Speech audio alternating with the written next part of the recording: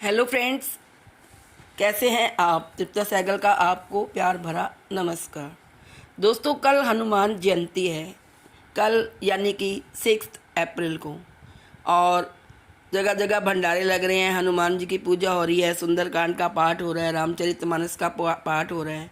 क्योंकि आप जानते हैं, जहाँ पर श्री राम जी की कथा होती है, रामचरितमानस की कथा होती है, वहाँ हनुमान जी जरूर आते हैं। और देखिए, इसमें कहा भी गया है कि देखिए, वीर हनुमाना अति बलवाना, राम राम जपियो रे, प्रभु मन बसियो रे। वीर हनुमाना अति बलवाना, राम राम जपियो रे, प्रभु मन बसियो रे। तो देखिए दोस्तों, हनुमान जी भी राम राम जपते ही रहते हैं। उनको राम नाम के सिवा कुछ भी नहीं सूझता। उनकी भक्ति बहुत ही अपूर्व है और निस्वार्थ है। उनकी भक्ति से श्री रामचंद्र जी बहुत प्रसन्न होते थे। वे सीता और राम के अनन्य भक्त थे। यहाँ तक कि उन्होंने अपनी छाती चीरकर राम और सीता उसमें बसते हैं उनके दिल में, ये प्रूफ भी कर दिया था। ये उन्होंने प्रूव कर दिया था कि राम और सीता मेरे दिल में बसते हैं। तो दोस्तों, आइए हनुमान जयंती के विशेष पर्व पर मैं आपको बताती हूँ कि हनुमान जी का जन्म कैसे हुआ। हनुमान जी कलयुग के सबसे लोकप्रिय देवों में से एक हैं और पूरे भारत में पूजे जाते हैं। हनुमान जी को शक्तिशाली बताया गया, बलवान बताया गया और कर्तव्यनिष्ठ भी बताया गया है। महाकाव्य रामायण में भी उनका अपने प्रभु राम के प्रति सेवा और भक्ति के प्रतीक के रूप में उनको चित्रित किया गया है। हनुमान जी को भगवान शिव का अंश भी माना गया है और वायुदेव यानी कि पवन उनके पिता और अंजना उनकी माता के रूप में बताई गई हैं। कहा जाता है कि अंजना एक अप्सरा थी। एक भूलवश ऋषि दुर्वासा ने उनको वानर बनने का श्राप दे दिया था।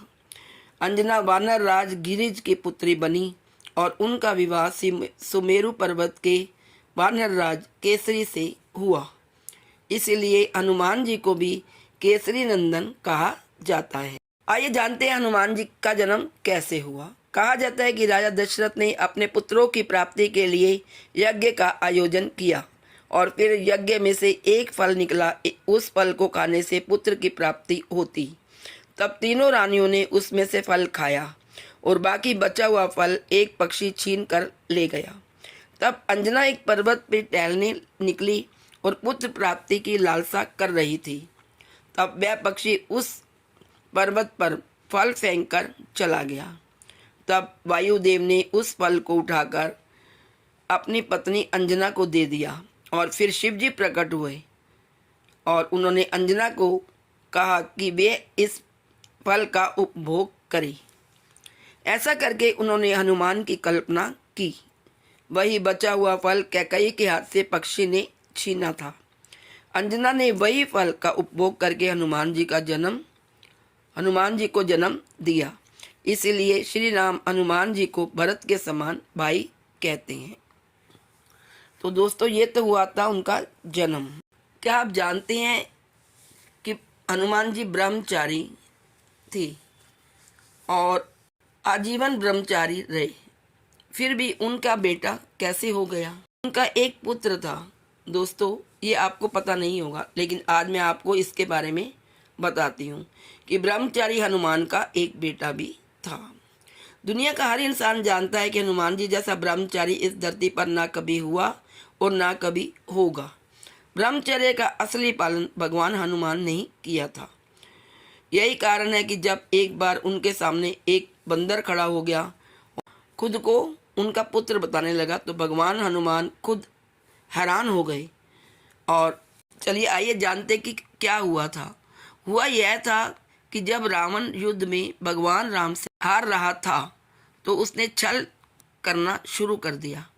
उसने ऐसा किया कि पाताल लोक के महाराज अहिरावण को मजबूर किया कि वे राम और लक्ष्मण का अपहरण कर पाताल लोक में उन्हें छिपा दें।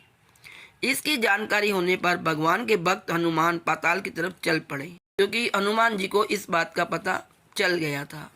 पाताल लोक के 7 द्वारों पर सख्त पहरा था। हनुमान जी ने 6 द्वार तो भेद लिए, लेकिन अंतिम द्वार पर उन्हें अपने समान एक बलशाली वानर से युद्ध करना पड़ा। बिल्कुल खुद जैसा वानर देखकर हनुमान जी आश्चर्य में पड़ गए। उन्हें लगा कि कोई राक्षस छल कर रहा है। उन्होंने परिचय पूछा तो उस वानर ने खुद को मकर ध्वज बताया। इस दौरान उसने अपने पिता का नाम हनुमान कहा। जैसे ही उसने अपने पिता का नाम हनुमान बताया, हनुमान जी को बहुत क्रोध आ गया। हनुमान जी ने कहा, दुष्ट, मेरे साथ छल कर रहा है। मैं ही हनुमान हूँ और पूरी दुनिया जानती कि मैं बाल ब्रह्मचारी हूँ। जैसे ही हनुमान जी ने अपना परिचय दिया, मकर ध्वज उनके पैरों में गिर पड़ा। वह बार बार अपने पिता को प्रणाम करने लगा, लेकिन हनुमान जी ये मानने को तैयार ही नहीं थी कि मकर ध्वज उनका बेटा है। तब मकर ध्वज ने बताया कि जब लंका जलाकर आप समुद्र में कूदे थे, तब उनके शरीर का तापमान इतना अधिक था कि पसीने से वह नहाए हुए थे। उसी पसीने की एक बूंद समुद्र में गिर गई। एक मगरमच्छ के मुंह में यह पसीना गिरा और उसी से मकर ध्वज का जन्म हुआ।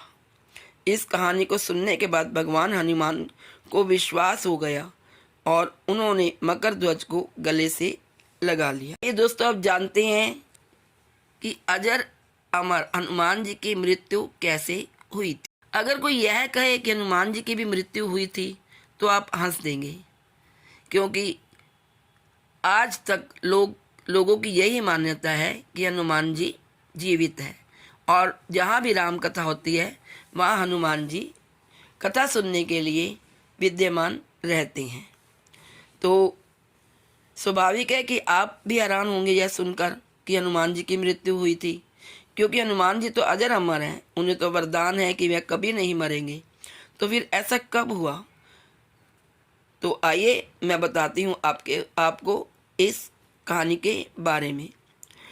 ऐसा कहा जाता है कि राक्षस सहस्थिरा को मारने के लिए एक बार भगवान राम निकले, लेकिन जब कई दिनों तक नहीं लौटे, माता सीता ने चिंता करते हुए हनुमान को उनकी खोज में भेज दिया।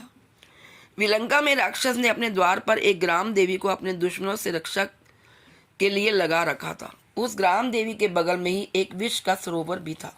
अगर कोई मित्र भाव से इस नगर में पहुंचता और सरोवर का पानी पीता तो वह जहर उसे नुकसान नहीं पहुंचाता था, लेकिन अगर कोई शत्रु भाव से पहुंचता तो सरोवर का पानी पीकर वह मर जाता।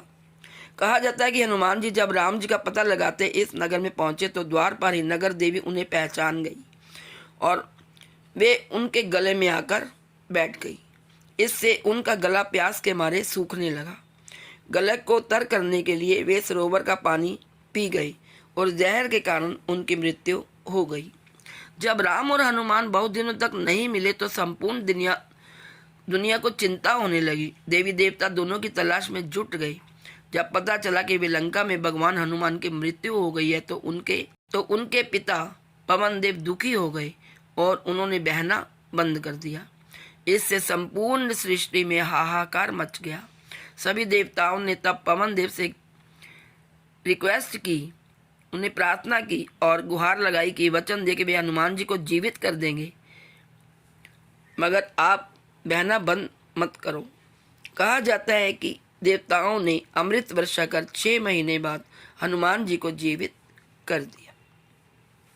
तो दोस्तों, इस प्रकार बहुत सारी कहानियां हैं हनुमान जी के जीवन के बारे में। दुनिया चले न श्री राम के बिना, राम जी चले न हनुमान के बिना। दुनिया चले न श्री राम के बिना, राम जी चले न हनुमान के बिना। Please like, share and subscribe. Thank you. आज इस वीडियो में इतना ही। मेरी तरफ से आप सबको हनुमान जयंती की शुभकामनाएं। हनुमान जी की पूजा करिए, हनुमान चालीसा बोलिए, बजरंग बाण पढ़िए और हनुमान जी का कीर्तन करिए। राम, जहाँ भी राम की कथा हो रही हो, जहाँ भी सुंदर कांड की कथा हो, वहाँ आप जरूर जाइए। और क्योंकि कहा जाता है हनुमान जी क्या हैं, संकट से हनुमान छुड़ावे, मन क्रम वचन ध्यान जुलाए। जो मन कर्म और वचन से हनुमान जी की पूजा करते हैं, भगवान हनुमान उनके संकटों को दूर करते हैं।